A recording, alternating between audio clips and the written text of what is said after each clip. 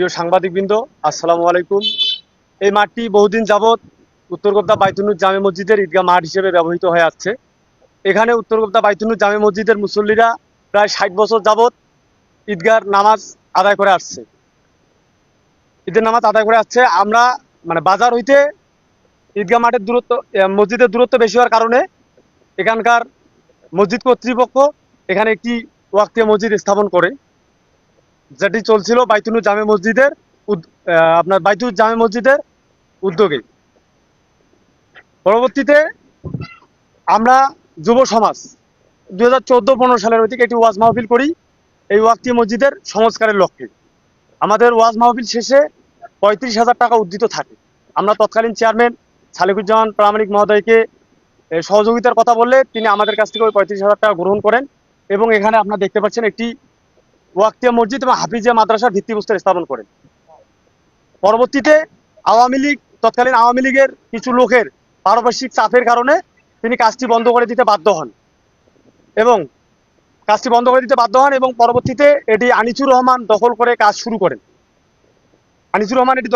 শুরু করেন এবং তার সাথে মসজিদ কমিটির ঝামেলার সৃষ্টি হয়।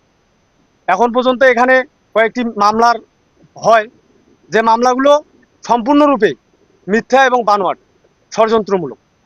এখন পর্যন্ত 6 থেকে 7টি মামলা আছে এই মসজিদের নামে দুই পক্ষ থেকে, যে মামলাগুলো সম্পূর্ণরূপে মিথ্যা, ষড়যন্ত্রমূলক এবং বানোয়াট। দুই পক্ষে অনেক সমাধানের চেষ্টা করে, কিন্তু কোনো প্রকার সমাধান তারা করতে পারেনি। আপনার থানায় এবং ডিবি অফিসে গিয়েও এর সমাধানের চেষ্টা করে, স্থানীয় পর্যায়ে সমাধানের চেষ্টা করে, কিন্তু দুই পক্ষই কোনো প্রকার সমাধান করতে পারেনি। এমতো অবস্থায় আমরা সটিবাড়ি যুব সমাজ একটি উদ্যোগ গ্রহণ করেছি, যে এই মসজিদ, ওয়াক্তিয়া মসজিদ এবং হাফিজিয়া মাদ্রাসা এবং ঈদগাহ মাঠের সমস্ত দায়িত্ব আমরা যুব সমাজ গ্রহণ করব।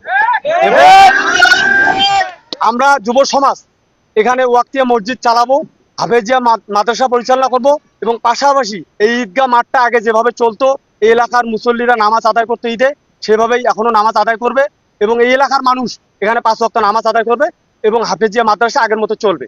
আমরা সটিবাড়ির যুব সমাজ কোনো প্রকার হানাহানি, মারামারি, কাটাকাটি বা মামলা ঝামলা চাই না। আমরা চাই এখানে একটি সুশৃঙ্খল পরিবেশ বজায় থাকুক।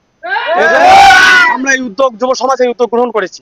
আপনারা এখানে এসেছেন, আমরা আপনাদের মাধ্যমে ঊর্ধ্বতন কর্তৃপক্ষকে অবগত করতে চাই এবং যুব সমাজ এটা একটি সুশৃঙ্খল পরিবেশ বজায় রাখতে চাই।